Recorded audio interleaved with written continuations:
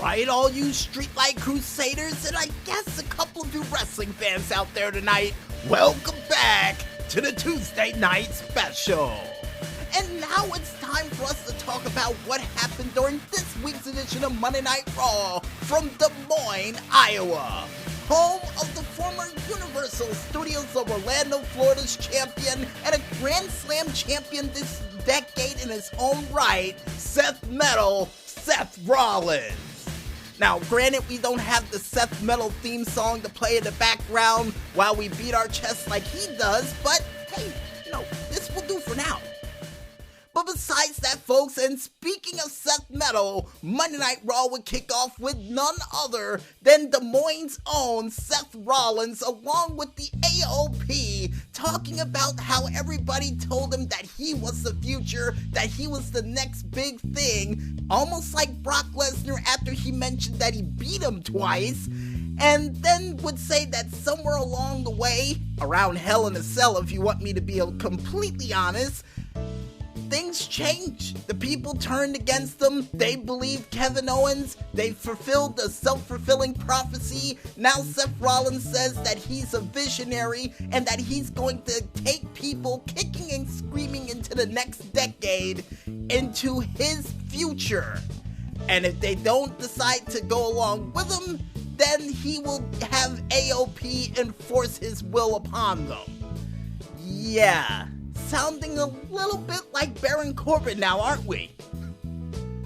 And would also give a forewarning message to a superstar backstage by saying, we have some unfinished business from last week, and before it takes place, and I know it's going to be an unpopular decision, but I'm sorry. Before heading back up the ramp with the AOP, and for the first match to take place on Monday Night Raw, which would be the Viking Raiders going one-on-one against the Aussies, Gallows and Anderson, and a rematch from last night's TLC match that went wrong. Or should I say Sunday's TLC match that ended in a double countout.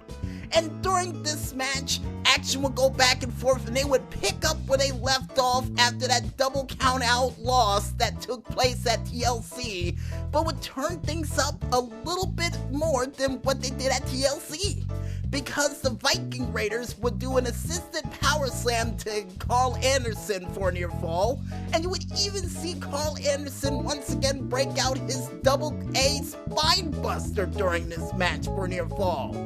And the most incredible move I think I've seen tonight by the OC would be the fact that they were able to get up Ivar for the boot of doom, still for a near fall.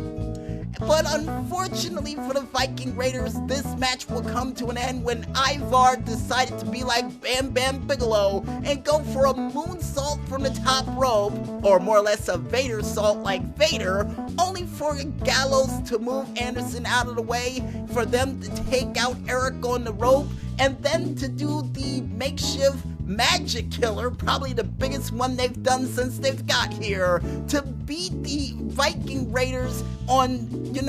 in non-international soil, for them to lose their first match on Monday Night Raw since they got here via pinfall. In a very impressive tag team match, I may add, by the way, where apparently AJ Styles said that he's going to beat Randy Orton later on tonight, and he's been waiting for weeks for a victory like this to shut up the Viking Raiders, only for the Viking Raiders to say backstage they're going to go to war with the OC. I can't wait to see that happen.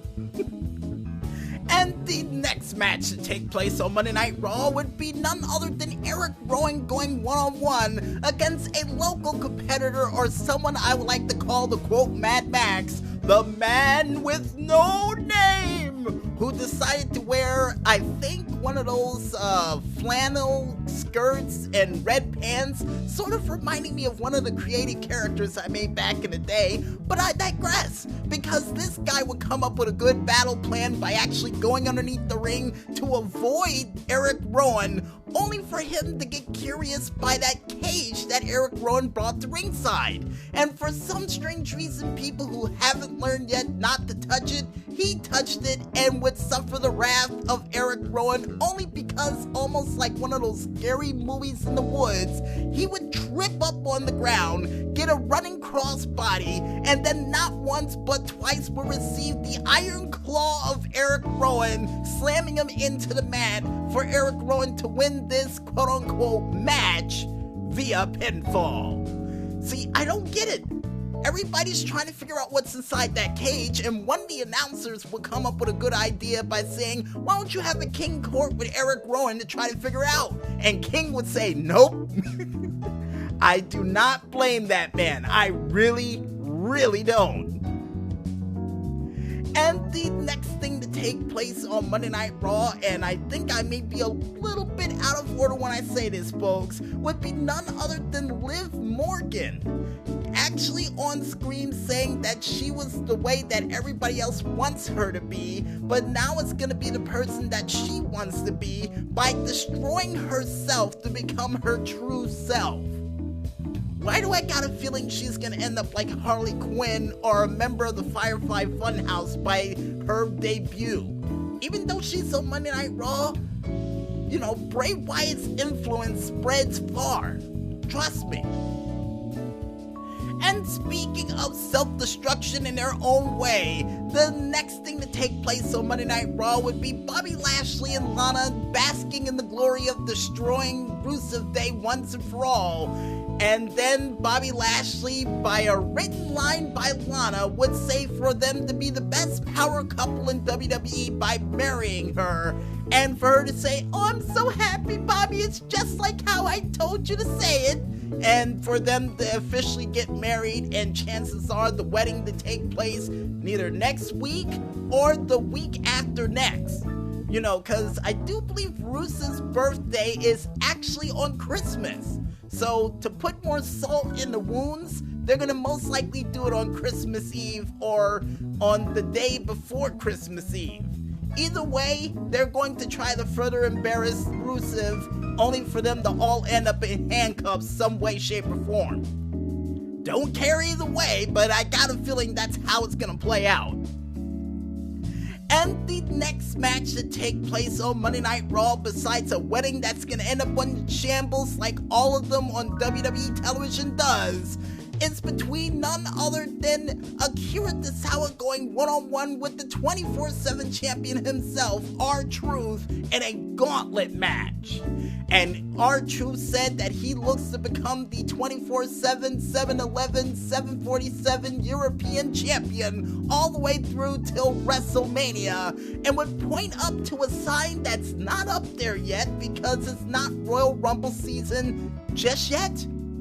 But during this match, RTruth would give Akira Tozawa one hell of a fight and would even be able to pull off his lie detector during this match. But unfortunately, yeah, Akira Tozawa would be too quick for RTruth during this match, and he would suffer the Monday Night Special roll-up from Akira Tozawa, only for the 24/7 champion to lose in the first round of this gauntlet,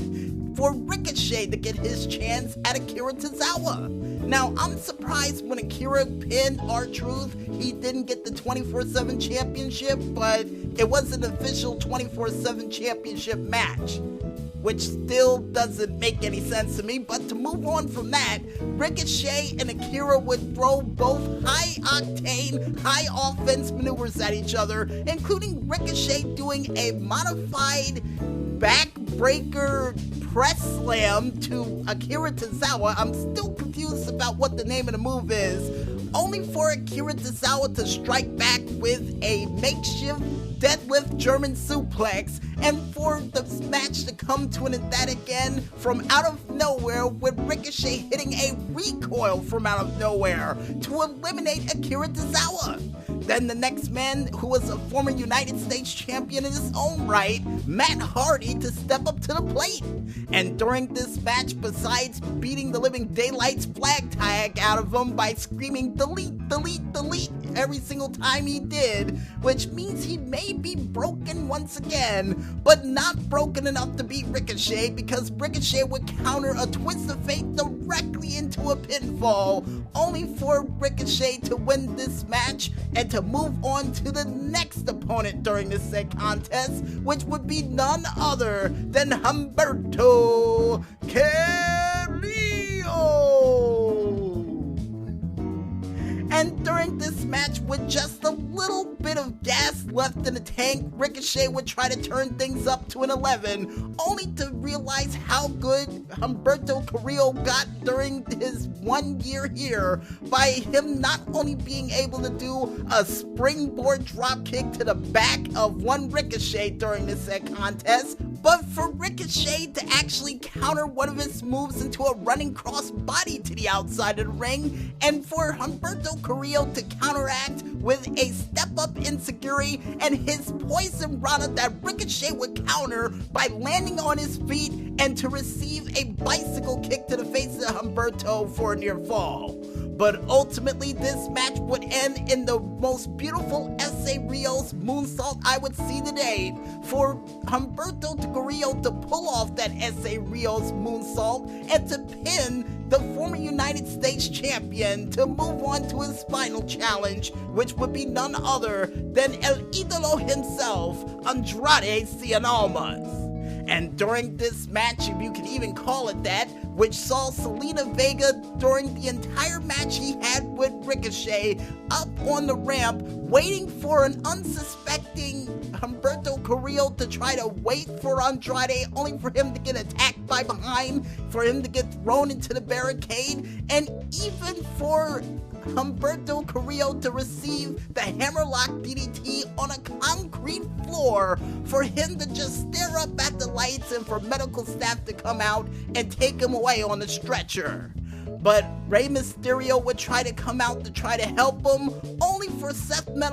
Rollins and the AOP to hit ringside and beat the living daylights flag tag out of poor Rey Mysterio. Well, I should say the AOP, because Seth Rollins would say, "Hey, you didn't have to attack the boys like that. We just came out here to finish some unfinished business." And to do so, they would try to give Rey Mysterio back the pipe that he gave to Kevin Owens last week, only for the AOP to continue to beat the crap out of him, and for Seth Rollins to say, you know, most times people will be an eye for an eye, a tooth for the tooth, but I'm not like that. I'm a merciful leader, so I'm just gonna let this one slide, and Rey, you owe me one. Only for Seth Rollins to just about to leave the ring, then to turn Rey Mysterio's lights out with a blackout, and for the AOP along with Seth Rollins to leave, and then to get an interview with Charlie Caruso and would challenge Rey Mysterio for the United States Championship next week on Monday Night Raw, for Rey Mysterio to answer that challenge and say, "I accept," because he was gonna prove that he's worthy of the championship and exact a little bit of revenge. And the next match to take place on Monday Night Raw would be between none other than Asuka going one-on-one against Desna Purrazzo, somebody who was from NXT that I'd never heard of, but I wish I heard of a little bit sooner, because the second the bell ringed for this match, she would do a beautiful bicycle kick right to the face of Asuka, sending her through a loop, and for her to have that "I can't believe it's not butter" look on her face, and then for this match to really kick off with Asuka doing a series of strikes to the face of Dana. Then you would see Dana giving a couple of strikes of her own, and would even give the former women's champion of SmackDown an armbar during this said contest. But ultimately, this match will come to an end that again after Dana would hit a modified version of a lethal combination for a near fall, only for Asuka to get back during this match with a series of lightning strikes and then apply the Asuka lock,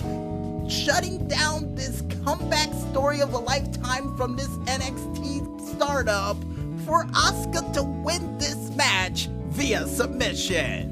And not to mention a very impressive showing by this girl. I need to look her up to see what she does in NXT, because if that's what she can do against Asuka, I can't wait to see what else she could do in the ring. And after the match was over, meanwhile, backstage, Charlie Caruso would interview none other than Becky Lynch, who was still a little bit shaken about what happened during the TLC match they had against the Kabuki Warriors, but then would say that the company is trying to protect her as her golden goose and the fact that she hasn't been the same since after WrestleMania, like she cooled off, and would say that she needs Asuka to prove that she's deserving of that women's championship, and would call her out to a match that I got a feeling will take place at this year's Royal Rumble. And if it does, wouldn't this be almost the same way as it was last year, only different with her being champion in the form of Becky Lynch going up against Asuka? And if it does happen, this would be full circle about how the man came around. And hopefully it leads to a situation where the man can finally pay all the debts or collect all the debts that she looked to collect, almost like Kill Bill. But besides those Kill Bill references, folks, the main event for the evening would be none other than Randy Orton going one-on-one against the phenomenal AJ Styles in a WrestleMania rematch from this past year. And during this match, action will go back and forth, including Randy Orton getting his leg and calf attacked with a calf killer during this match by none other than AJ Styles, trying to take the legs from underneath the snake himself, only for Randy Orton to counter back with his hesitation DDT and even his modified Randy Orton backbreaker that I haven't seen him done in months for a near fall. But ultimately, this match will come to an emphatic end after a back and forth rope war between Randy Orton and AJ Styles, for Randy Orton to go up for the phenomenal forearm once, and for Randy Orton to try to go for the RKO, only for AJ Styles to psych him out, and afterwards go for it again, but get caught with the RKO anyway, for Randy Orton to win this match on one leg almost, via pinfall. But after the match was over, the OC members of Gallows and Anderson would not be happy with that decision and would decide to beat the Living Daylights flag tag out of Randy Orton in the center of the ring for the War Raiders, or the Viking Raiders if you want to call them that, to run down to the ring to help out Randy Orton and to exact a little bit of revenge on one OC during this match. But unfortunately, thanks to the number game of AJ Styles being at ringside and Eric getting low blowed, the OC would gain an advantage and beat the crap out of the Viking Raiders as well, for the OC to stand tall to close out Monday Night Raw for this week. And man, oh man, I got a feeling this is not going to be over by a long shot, and it's ultimately going to lead to the OC getting a tag team title shot after beating the Viking Raiders twice in 1 year, which is more than I could say for every single tag team in NXT, SmackDown, or even on Raw, which is impressive. And with that said, folks, we might as well head back into this music, and when we return, we'll be back with more Tuesday Night Delight as the Tuesday Night Special rolls on right after this. So don't go downstairs for that midnight snack just yet, folks, and stay tuned.